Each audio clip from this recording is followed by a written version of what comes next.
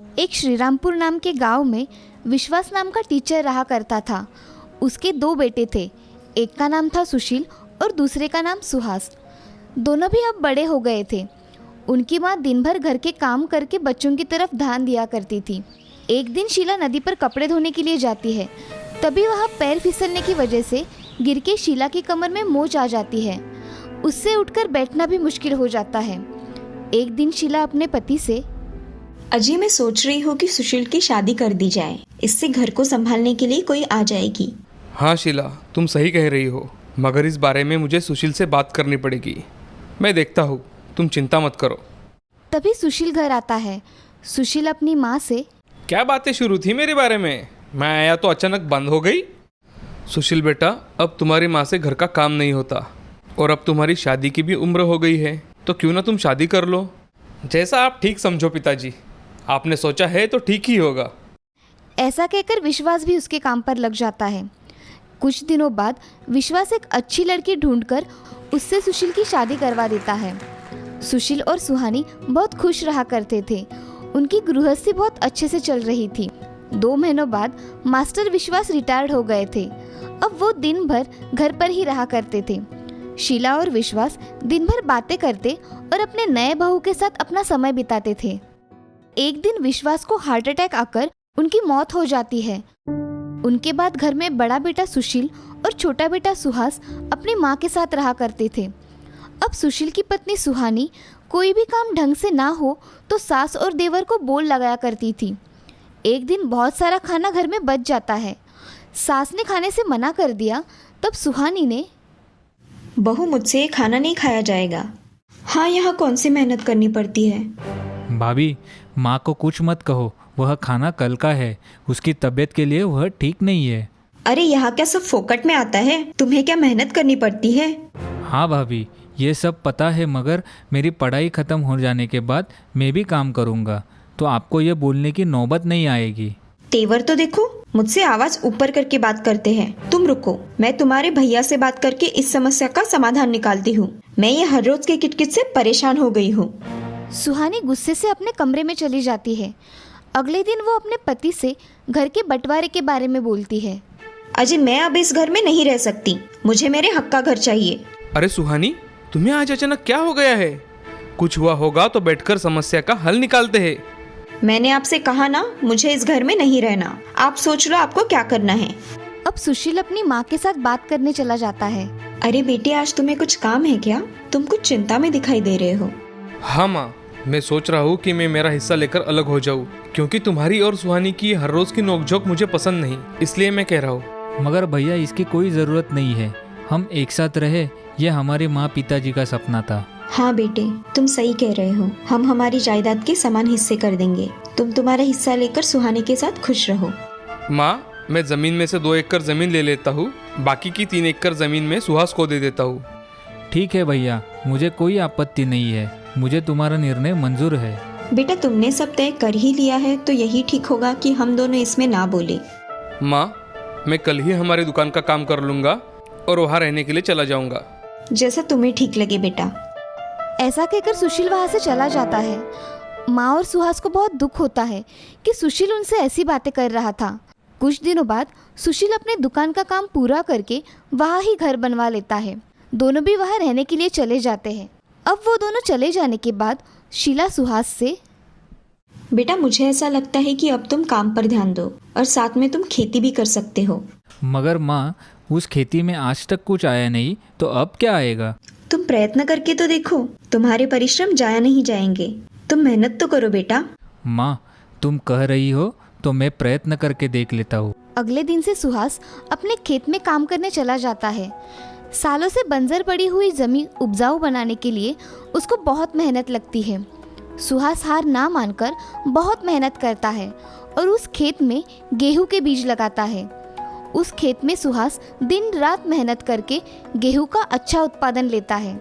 सुहास अपना गेहूं बाजार में बेचने चला जाता है और तभी सुहास व्यापारी से बात करता है। रामदास सेठ, मैंने इस साल में खेत में गेहूं का उत्पादन किया है, क्या आप मेरे गेहूं खरीदेंगे? हाँ, खरीदूंगा, मगर मुझे गेहूं कैसा है ये देखना पड़ेगा। सुहास के लाए गेहूं उन्हें देखते ही पसंद आ जाते हैं।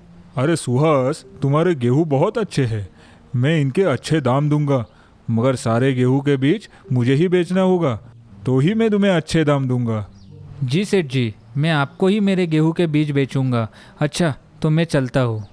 ऐसा कहकर सुहास वहाँ से अपनी 2 बोरी गेहूं के बीज सेठ को बेचकर वहाँ से चला जाता है। सुहास इस साल के पूरे गेहूं के बीज उस सेठ को बेचकर अच्छे पैसे कमा लेता है और अपनी मेहनत शुरू रखता है।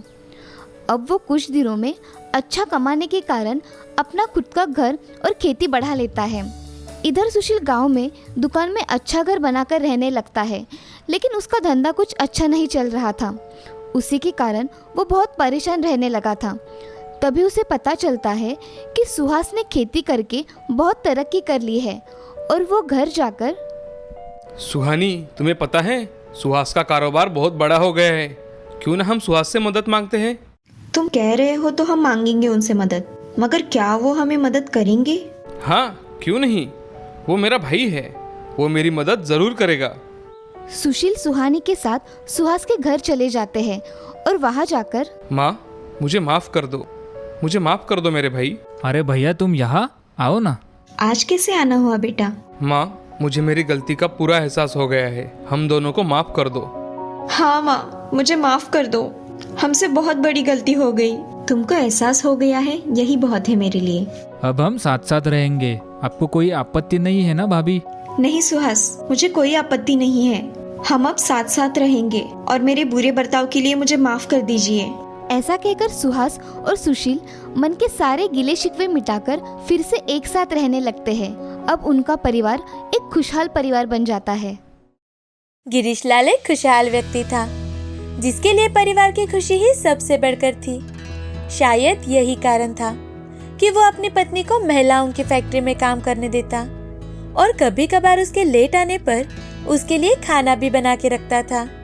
ऐसे ही एक दिन, अजी माफ करिएगा, आज काम से निकलने में थोड़ी देर हो गई थी, तो सोचा सोनू को भी साथ लेते आऊं।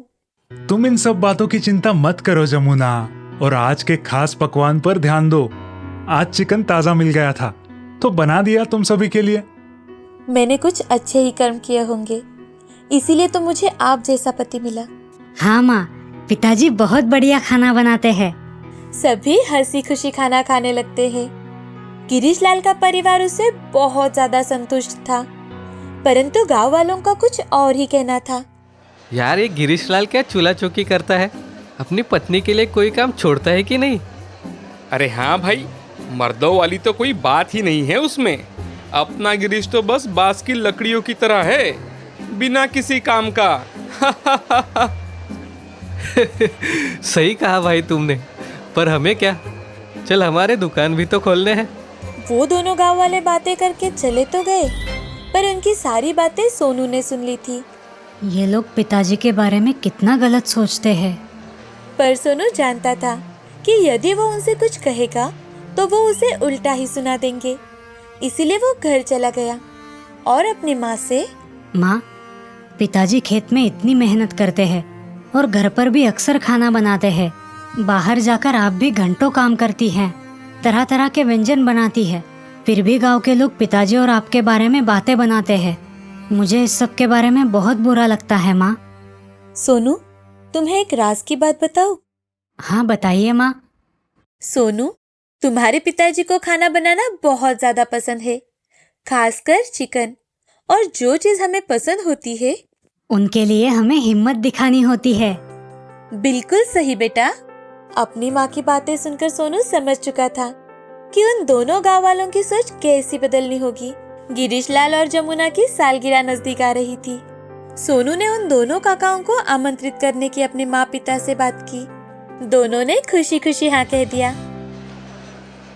फिर सोनू उन दोनों काकाओं से, काका, परसों पिताजी और माँ की शादी की सालगिरह है। ज्यादा कुछ बड़ा तो नहीं कर रहे, लेकिन आप दोनों को जरूर आना होगा। अब तुम इतना कह ही रहे हो बेटा, तो क्यों नहीं? हाँ हाँ बेटा, हम जरूर आएंगे। गिरीश लाल हमारा दोस्त जो ठहरा। सालगिरह का दिन आ गया। सोनू ने अपने माँ पिताजी की आरती की और उन्हें टीका लगाया। सालगिरह की लाखों बधाइयाँ। धन्यवाद बेटा। बहुत बहुत धन्यवाद बेटा। ये जोड़ी बनी रहे। गिरीशलाल और जमुना ने भगवान के आगे हाथ जोड़े और उन्हें सभी खुशी और सुविधाओं के लिए धन्यवाद दिया। फिर आई बारी पकवानों की, जिसके लिए दोनों काका आए थे। हमारी खुशी का हिस्सा बनने के लिए शुक्रिया। खाने का मजा लीजिए। शौक से। दोनों अतिथियों के सामने चिकन और चावल रखा था और साथ में सुरन की सब्जी, मक्के की रोटी भी। मीठे में खीर बनाई गई थी। खाना देखते ही दोनों अतिथि खाने पर टूट पड़े और खाने के बाद जमुना से, वाह भाभी वाह, आपने तो मानो सीधे स्वर्ग के दर्शन करा दिए। इतना बढ़िया चिकन और उसके बाद खीर, मजा ही आ गया। हाँ भाई गिरीश, तुम बहुत भाग्यशाली हो जो जमुना भाभी तुम्हारी जिंदगी में आई। और हाँ भाई, चिकन सबसे अलग और बहुत ही लाजवाब था। गिरीशलाल और जमुना एक दूसरे की ओर देखकर मुस्कुराए और फिर सोनू ने उन दोनों से कहा, काका, इसमें कोई शक नहीं कि पिताजी और माँ एक दूसरे को पाने के लिए भाग्यशाली है। परंतु क्या आप जानते हैं कि ये चिकन पिताजी ने बनाया था, वो भी उनकी खास रेसिपी से, बांस में। क्या बात कर रहा है सोनू, हो ही नहीं सकता। जी भाई साहब, यही सच है। सोनू के पापा ने ही सारे पकवान तैयार किए थे। मैंने तो मुंह मीठा करने के लिए सिर्फ खीर बनाई थी। दोनों गांव वाले हक्का बक्का होकर गिरीशलाल को देख रहे थे, जो उन्हें देख मुस्कुरा रहा था। उम्मीद है तुम दोनों को खाना पसंद आया होगा। इस सब के बाद उन दोनों को अपनी सोच पर शर्मिंदगी महसूस हुई। तो मानते हैं ना काका कि बम्बू कमाल कर सकता है? हाँ बेटा, इसमें कोई शक नहीं। गिरीशलाल, तुम दोनों के लिए तोहफा तो नहीं लाए हम, पर हाँ, हम तुम्हें भेंट के तौर पर हमारी एक खाली दुकान देना चाहेंगे। हाँ गिरीशलाल, तुम इसे हमारी माफी भी समझ लेना। माफी? किस बात की? पिताजी, भेंट स्वीकार कर लीजिए। गिरीशलाल और जमुना सोच ही रहे थे कि दुकान का क्या करे कि तभी सोनू ने उन्हें युक्ति सुझाई कि क्यों ना वो गिरीशलाल के हाथों की बाम्बू स्पेशल चिकन वहाँ बेचे। ऑर्डर्स लेने के लिए गिरीशलाल थोड़ा हिचकिचा रहा था, पर जमुना ने इस युक्ति में भरोसा जताया। उन्होंने स्पेशल बाम्बू चिकन बेचना शुरू कर दिया। इस बांस के चिकन के धंधे में गिरीशलाल ने बहुत तरक्की की। और तो और, गिरीशलाल से प्रेरित होकर बहुत से आदमी अपने अपने घरों में खाना बनाने की कला को आजमाने लगे। कला ना ही जाति देखती है, ना ही लिंग, वो बस देखती है हमारा जोश और हमारा प्रेम। इसीलिए हमें हर किसी के कला और गुणों का सम्मान करना चाहिए।